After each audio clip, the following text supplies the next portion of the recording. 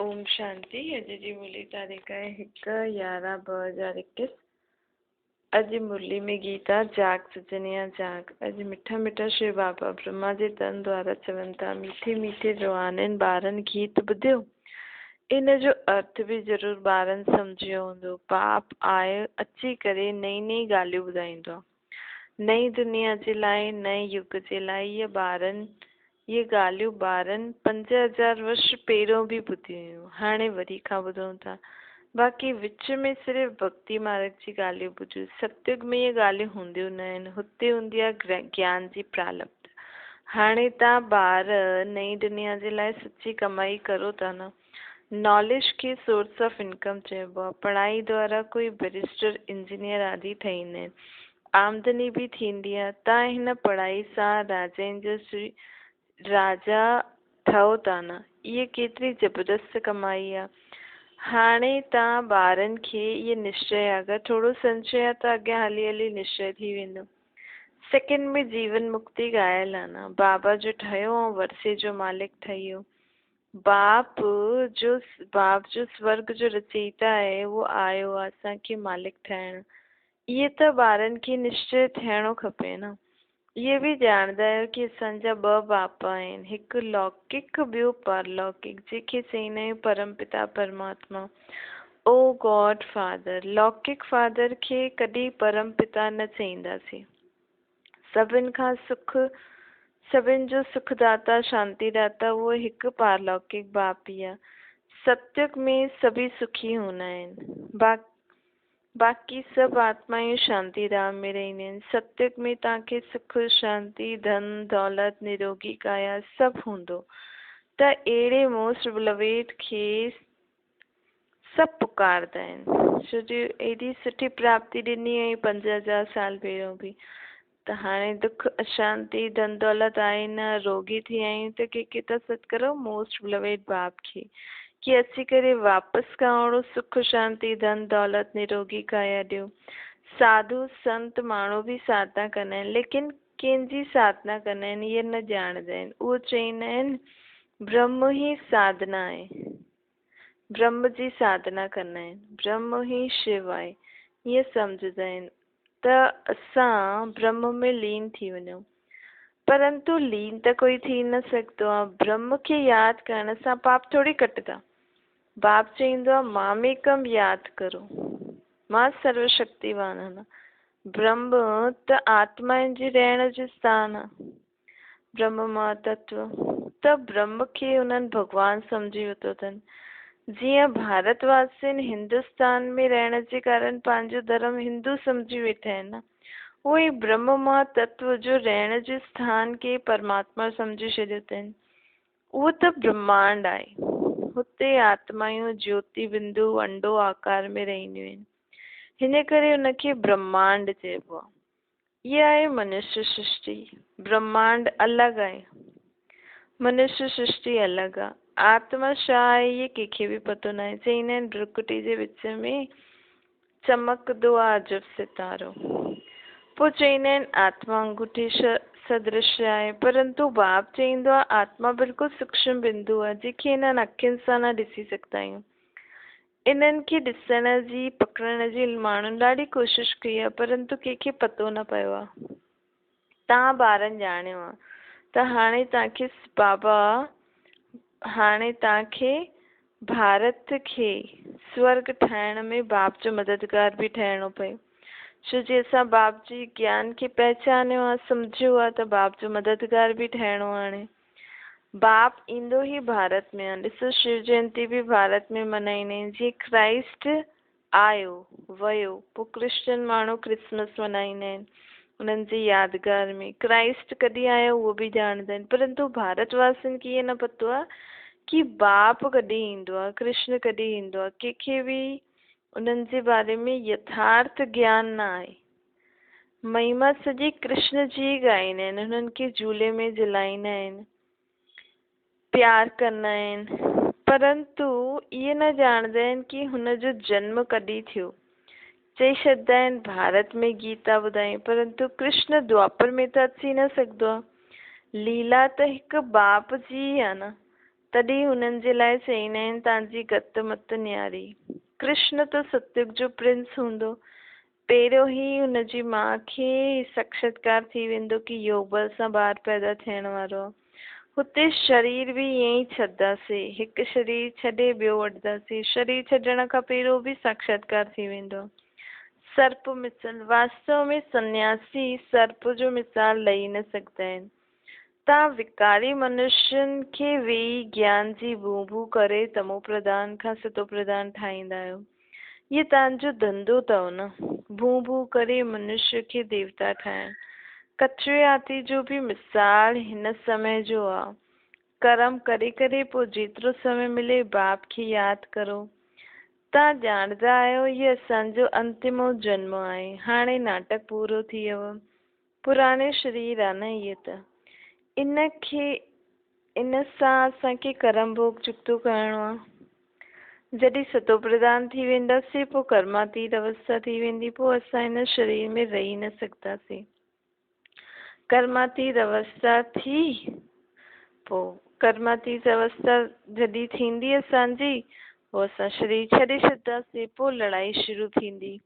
मच्छर सदृश सभी शरीर ख़तम थी करे आत्मायूं हली वेंदियूं।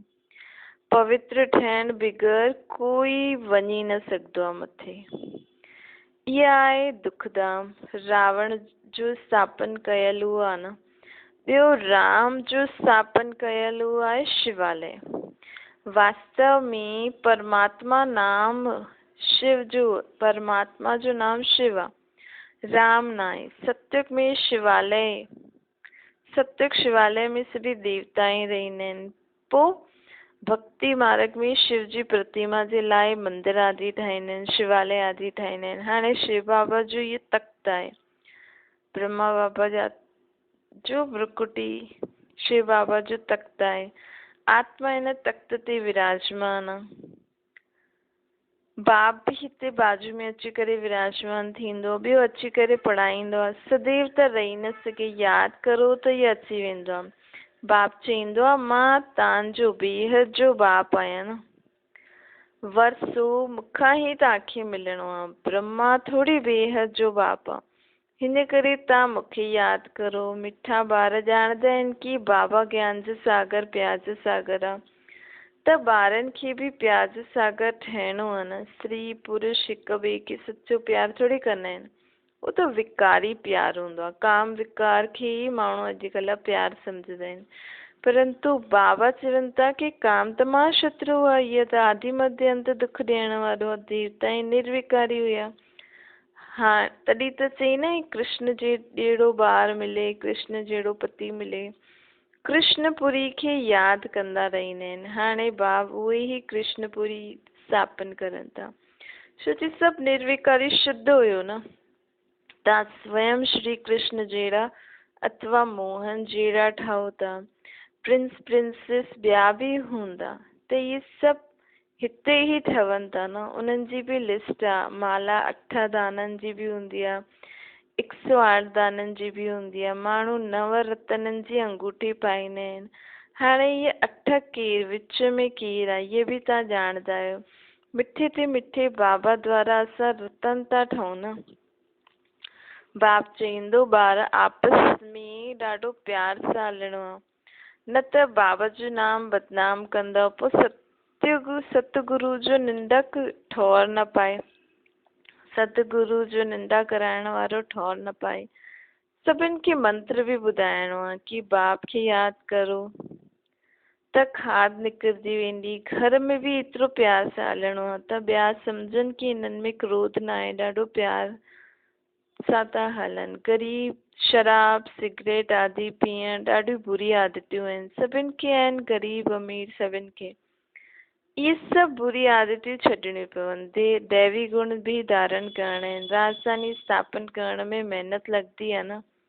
ॿिए धर्म वारा राजधानी स्थापन न कंदा आहिनि, उहो मथां खां हिकदमि पिछाड़ी में ईंदा आहिनि। ॿिया राजधानी वारा, ॿिया धर्म वारा राजधानी स्थापन न कंदा आहिनि। उन्हनि जी त जेका बि धर्म वारी आत्मा आहिनि, धर्म स्थापक धर्म खां ई पोइ ईंदा वेंदा आहिनि। पोइ पिछाड़ी में उन्हनि जी कुझु न कुझु ईअं थींदी आहे राजा जी। बाबा चईंदा आहिनि सभी धर्मनि में न थींदी आहे, कंहिंमें उन्हनि जा पंथ हलंदा रहंदा आहिनि।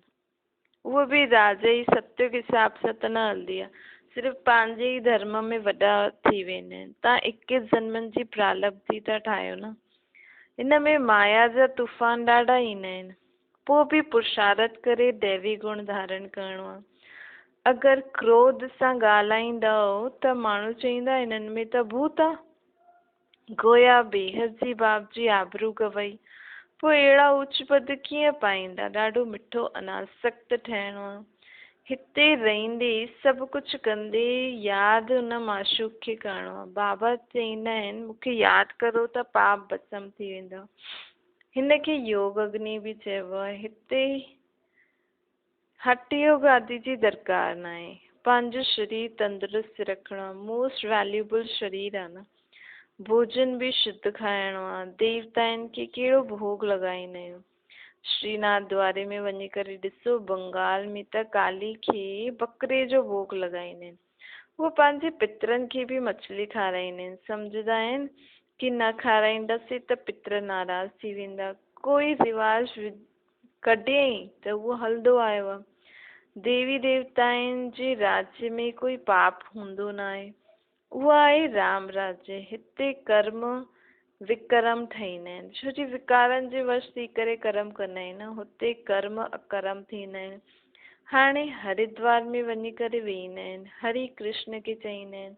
हाणे कृष्ण त आहे सतयुग में, वास्तव में हरि नाम शिव जो आहे, दुख हरण वारो। परंतु गीता में कृष्ण जो नाम विझी छॾियो अथनि। हरि कृष्ण खे सम्झी वेंदा आहिनि। वास्तव में दुख हरण वारो आहे उहो शिव बाबा। हरि जो द्वार सत्य खे चई छॾियो अथनि। भक्ति मार्ग में जो आयो सो चईंदा रहंदा आहिनि। बाप चईंदा आहिनि मां संगम युग ते ईंदो आहे, पुराणी दुनिया खे नयो ठाहिण। रावण आहे पुराणो दुश्मन, हर वर्ष उन्हनि खे जलाईंदा रहंदा आहिनि। केतिरा पैसा ख़र्च कंदा आहिनि, सभु waste of time, waste of money. Bengal में केतिरियूं देवियूं ठाहींदा आहिनि, उन्हनि खे खिलाए पिराए पूजा करे पोइ वञी करे डुबोए छॾींदा आहिनि। इन्हनि ते बि हिकु गीत आहे, ॿारनि खे ॾाढो मिठो ठाहिणो आहे, कॾहिं गुस्से में न अचिणो आहे, गुस्से सां न ॻाल्हाइणो आहे, बाप सां कॾहिं रूठिणो न आहे। रूठी करे पढ़ाई छॾंदव गोया पंहिंजे ई पैर ते कुल्हाड़ी मारंदव। हिते तव्हां आया आहियो विश्व जो मालिक ठहिण, महाराजा श्री नारायण महारानी श्री लक्ष्मी जीअं ठहिण आया आहियो। बाक़ी श्री श्री शिव बाबा खे टाइटल ॾिबो आहे। श्री चइबो आहे देवताउनि खे। श्री अर्थात श्रेष्ठ। हाणे तव्हां ख़्यालु करो कि असां केरु हुयासीं, असां छा हुयासीं, कहिड़ी ऊच पद जी प्राप्ति हुई। माया असांजो मथो ई मोड़े छॾियो अथई, असांखे छा ठाहे छॾियो अथई। भारत केतिरो साहूकार हुयो, पोइ कंगाल कीअं थियो, छा थियो, कुझु बि सम्झंदा न आहिनि। हाणे तव्हां ॼाणंदा आहियो असां देवता था ठहूं, पोइ क्षत्रिय। उहो चई छॾंदा आहिनि उहो चई छॾंदा आहिनि आत्मा सो परमात्मा। न त हम सो जो अर्थ केतिरो सहज आहे। अर्थात मां ही आत्मा अलॻि अलॻि वर्णनि में ईंदी आहे। मां ही आत्मा ब्राह्मण देवता क्षत्रिय वैश्य शूद्र ठहींदी। इन जो मतिलबु इहो आहे। उहो माण्हू चई छॾंदा आहिनि मनुष्य जो जन्म सिर्फ़ु हिकु ई थींदो आहे, परंतु बाप सम्झाईंदा आहिनि कि मनुष्य जो जन्म ज़्यादा से ज़्यादा 84 थींदा आहिनि। उन 84 जन्म में तव्हांजो इहे संगम युग जो जन्म दुर्लभ अथव। जॾहिं तव्हां बेहद जे बाप सां स्वर्ग जो वरसो था वठो, तव्हां ॾाढा रॉयल बाप जा ॿार आहियो, त तव्हां में ॾाढी केतिरी रॉयल्टी हुजणी खपे न। रॉयल मनुष्य कॾहिं जोर सां न ॻाल्हाईंदा आहिनि। दुनिया में घर घर में केतिरो हंगामो थींदो आहे, स्वर्ग में अहिड़ी ॻाल्हियूं थींदियूं न आहिनि।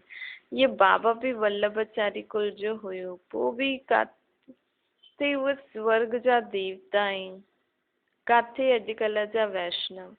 इहे न वैष्णव आहिनि त विकार में न वेंदा आहिनि। अॼुकल्ह जा वैष्णव रावण राज्य में तो सभु विकार से ही पैदा थींदा आहिनि। सत्युग में संपूर्ण निर्विकारी। हाणे तव्हां संपूर्ण निर्विकारी ठहो था ऐं विश्व जा मालिक ठहो था योग बल द्वारा। तव्हांजी चलन ॾाढी मिठी हुजणी खपे, रॉयल।